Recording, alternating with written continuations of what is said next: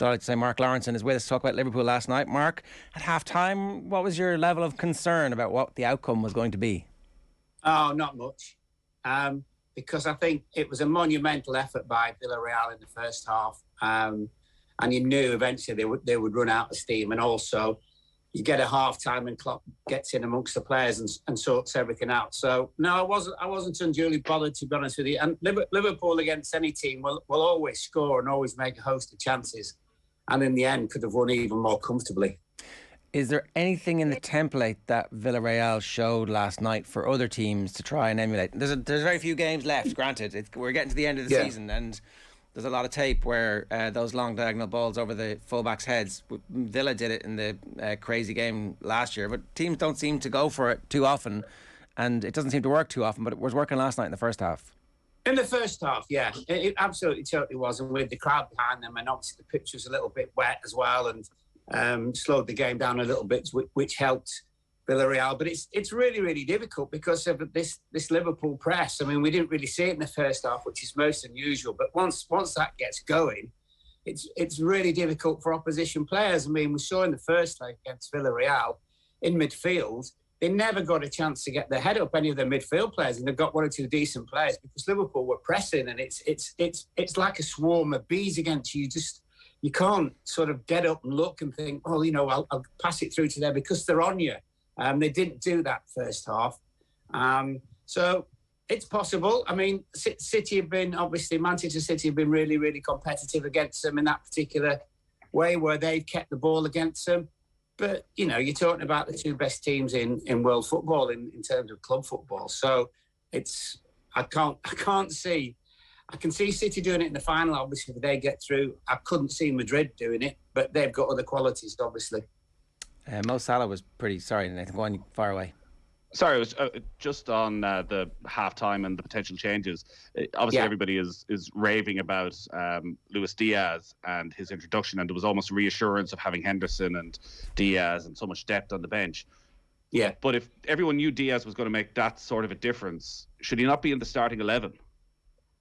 Well, he keeps changing it, doesn't he? So I don't think he has a worry about stuff like that. And it just wasn't a day for Jota, which was eminently obvious to everybody. And he's come on and been outstanding. And I think the thing with Diaz as well is it gives them this width and this pace. And all of a sudden he stretched the game out. And then Liverpool they've got a little bit more room in midfield. Villarreal, the press that they had in the first half obviously was on the wane because, as I said, that monumental effort they put in the first half. So it wasn't inspired. It was just a good tactical change. And to be honest with you, in the first half, we could probably have changed 7 or 8 of the outfield players. I heard you talking about Thiago and everything. I mean, that's probably the worst he's played for ages, and he couldn't pass to a red shirt as well. So, look, over the 2 games, if you split them into 4 halves, I mean, Liverpool have been outstanding in 3 of them, and they were absolutely average in one of them. But against a team like Villarreal, it was enough to get through. When Klopp goes with that front 3, why doesn't he play Mane through the middle and Jota on the left? Why doesn't he? Yeah, given Mane's been so good in the central position when Diaz has been on the pitch recently. Probably because he thinks he doesn't need to. Look, I mean, nobody knows better than him because he sees these players day in, day out. I think, if you're thinking about the final now and you think that everybody's fit, he'll play Mane through the middle, and he'll play Salah on the right, and he'll play Diaz on the left. So. And Jota obviously come on because Jota, as we know, can come on and get you a goal, and he goes into great positions unlike any of the other 4 or 5 forwards as well. So, and I heard you talking before about, and Henderson would play for me. I mean, Keita just cannot be consistent, and that's a problem for him. And sometimes the game passes him by. And I think the other thing with Henderson is when he plays there, he's good with Trent because obviously Trent just bombs on all the time, and Henderson will sit in when Trent goes past him. So, and I would play Matip.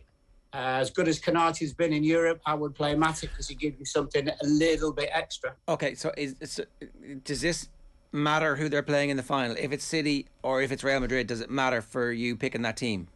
Yeah. Well, you just pick your best team. You just pick your best team, and Matip's in my best team. And the thing about Matip is great relationship with Van Dijk, but he'll come out and he'll break the ranks and come through with the ball, and he will commit opposition players, which is, if you're a midfield player in that team, is fab because it gives you a little bit more space. And that's Liverpool's best team. And why, go to the Champions League final, why would you not pick your best team? So just for clarity's sake, Konate is out, Matip is in, Keita is out, Henderson's in, and Jota's out, and Diaz starts. Yeah, absolutely, all day long. And that's a team to beat either Real Madrid or Man City. So we were talking earlier about Salah saying he wants Real Madrid in the final. That's what he wants. I can see why. I think that's I would want Real Madrid as well. It's just easier. It's better. It's not the all-English final. It's like... Well, Salah also wants $400,000 a week, but he's not going to get it. But look, he might. He might. Man's going to cause ructions if he does. But I would rather play Real Madrid than Manchester City. Manchester City knows so much about Liverpool and vice versa, and that would be a real kind of tactical battle. I don't think it would be a great game either. Well, finals generally aren't anyway, are they? Because the fear of losing. But Madrid can only play one way, and I know you're going to throw, Benzema at me, and quite rightly so, best striker in the world at the moment, unbelievable run that he's had. But you can get at Real Madrid. I do not fancy them defensively at all, and this Liverpool team tend to score against anybody at any level. And I think you'd probably get a better game between Real Madrid and Liverpool. And I'm not being disrespectful to City. It's just the fact two English teams who know each other, inside out, and what will happen on the day. And I would be happy with Madrid. And of course, there's a little bit of history, 1981, Alan Kennedy and all that kind of stuff as well in Paris. So that would be ideal for Liverpool, I feel.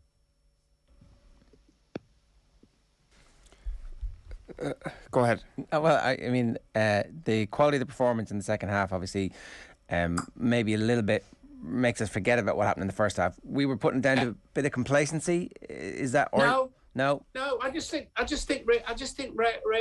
Villarreal were outstanding in the first half. It was honestly superhuman effort from them. And it was their cup final, but unfortunately for them, it was their cup final in 45 minutes. And, the conditions weren't great. That's not an excuse because Villarreal played in the conditions, but they out Liverpool basically in the first half. Unfortunately, the game's 90 minutes. You have a half time, you can sit down and have a think and change the thing around, which is what Klopp did. And Diaz coming in just made the pitch so much bigger for Liverpool and got them a little bit of space, and then they could start passing because the pass in the first half was hopeless. The two fullbacks were guilty of the two goals of ball watching. It was Liverpool at the worst, but at least like any good team, they parked that at half time and went, right, we start again. And they won comfortably. But by the way, of all Champions League goalkeepers I've seen, and Karius included, what about the fella in the goal for Villarreal, Rui? Everything went through his legs. He doesn't look like a goalkeeper, and he was all over the place, which certainly helped Liverpool. Karius included is the worst thing any Liverpool fan can say. That's the harshest. Well, Karius was hopeless, wasn't he? Yes. Karius. Putting him mildly. God love him, but Karius is the worst player that Klopp's ever signed, and he's the only one that he failed to improve. And it was a gamble, complete gamble, and it just didn't come off. And when he turns up with his brand new G thingy Mercedes, whatever it is, with a big K and an R on the front, or whatever his initials are. LK or something, I don't know. You're in trouble after 2 weeks of signing him. What's going to happen tonight? Good one. I think I somehow fancy that City will win because Madrid will score. We know they'll score, don't we? But they'll leave themselves a little bit open, and I just think City will get through. I would have been more convinced City getting through if it had been 4-2, which really, in that fab game the other week, it was, at 4-2, City just should have shut up shop and go, right, there's no more goals happening here. And 2-goal lead would have made all the difference. But no, I see City getting through, unless of course, Mr. Guardiola decides to do something left field, which he's done sometimes with overthinking teams. Is that it? Is that like the extent of your concern? Is there not anything that you saw last night about, going to Spain, and let's not forget going up against the Spanish champions this time at the Bernabeu? Like, is there not something within Real Madrid's control tonight to actually take this thing to at least extra time?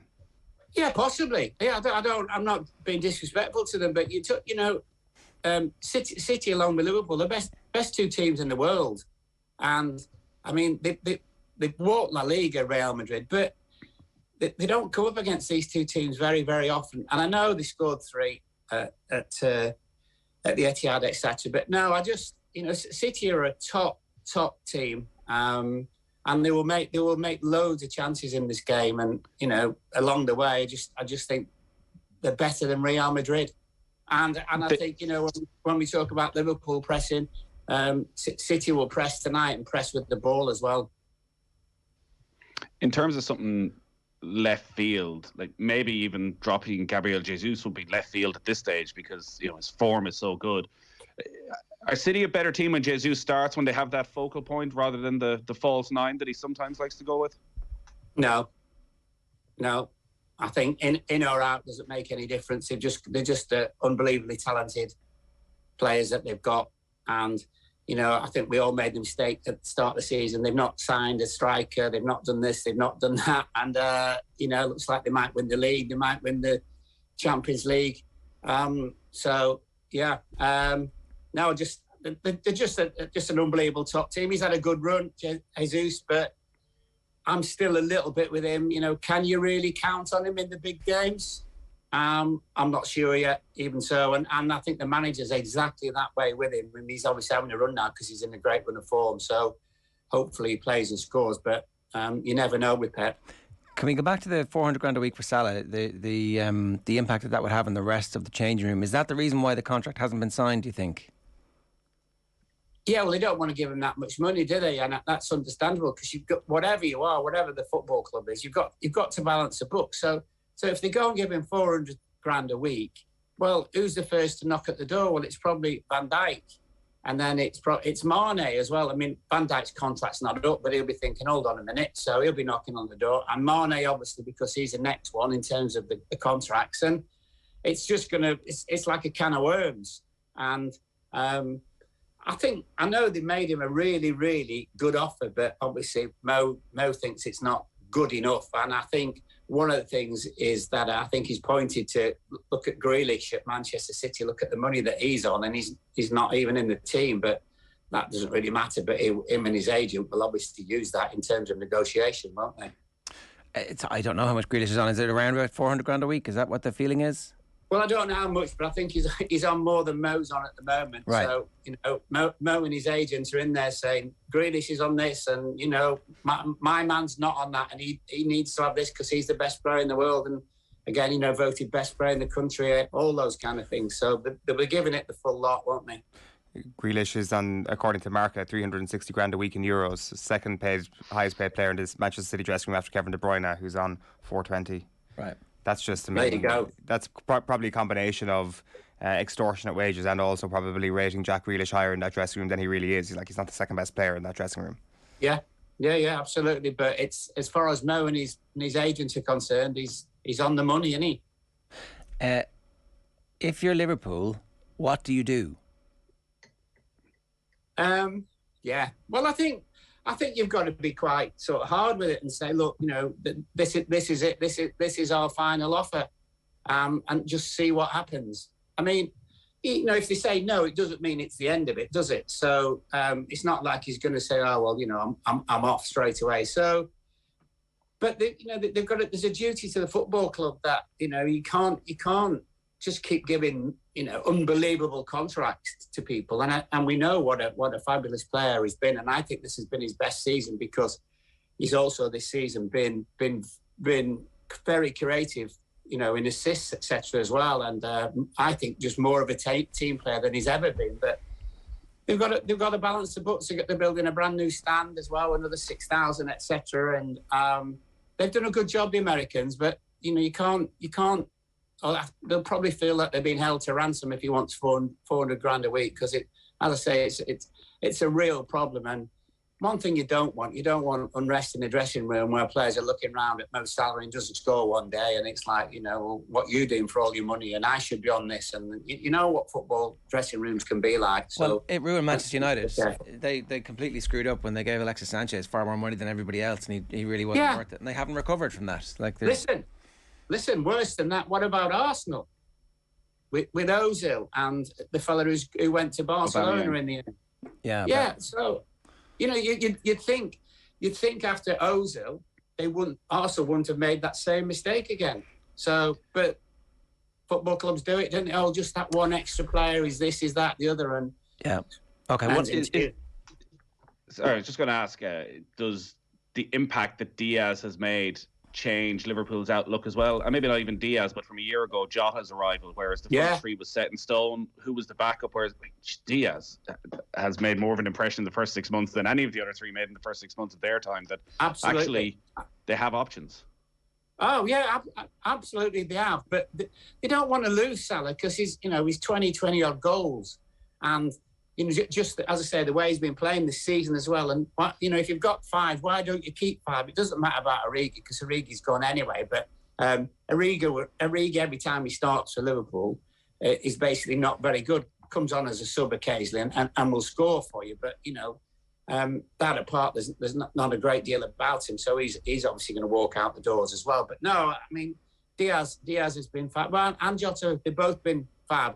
And Diaz is reminds me of Suarez in many, many ways in his attitude, and he's tough.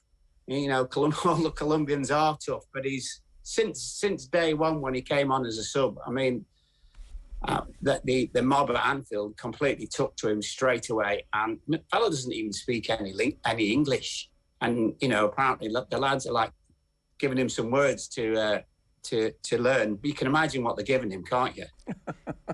Well, you can't you? I mean, it's like, right, okay. Yeah. If anybody wants to text us in a list, we might not read them out. I think they probably, instead of saying hello, the word they probably said, when you meet someone, just say F something, something, something. That's what they do. That's the kind of the way dressing rooms are. Mark, good stuff. Thanks a million for joining us. Cheers. Pleasure.